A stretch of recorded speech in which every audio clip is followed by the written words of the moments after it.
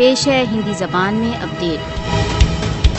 मोदी शासन कश्मीरियों की स्वतंत्रता की आवाज को कुचलने के लिए भीषण प्रकार के उपायों का प्रयोग कर रहा है। भारत द्वारा अवैध रूप से अधिकृत जम्मू कश्मीर में जीवन के अधिकार, प्रतिवाद तथा अभिव्यक्ति की स्वतंत्रता सहित सभी मूल अधिकारों का उल्लंघन किया जा रहा है। कश्मीरियों को प्रतिदिन भारतीय सशस्त्र बलों के हाथों मानहानि तथा अपमान का सामना है। भारत द्वारा अवैध रूप से अधिकृत जम्मू कश्मीर में प्रत्येक कश्मीरी भय तथा आतंक के वातावरण में घुटन अनुभव करता है। भारत द्वारा अवैध से अधिकृत जम्मू कश्मीर की जनता को अपनी अंतरात्मा की अभिव्यक्ति का पूर्ण अधिकार है। कश्मीरी अपने स्वयं निर्णय के अधिकारों की मांग कर रहे हैं, जिसका राष्ट्र संघ प्रस्तावों में प्रावधान है। मोदी को याद रखना चाहिए कि जनप्रिय आंदोलनों को सैनिक शक्ति के बल पर पराजित नहीं किया जा सकता। मोदी शासन की अवैध कार्रवाइयां जम्मू कश्मीर की विवादग्रस्त स्थिति को नहीं बदल सकती। भारत कश्मीरियों के स्वतंत्रता के लिए मार्च को उनकी राजनीतिक आवाज को दबाकर नहीं रोक सकता। विश्व शक्तियों को भारत द्वारा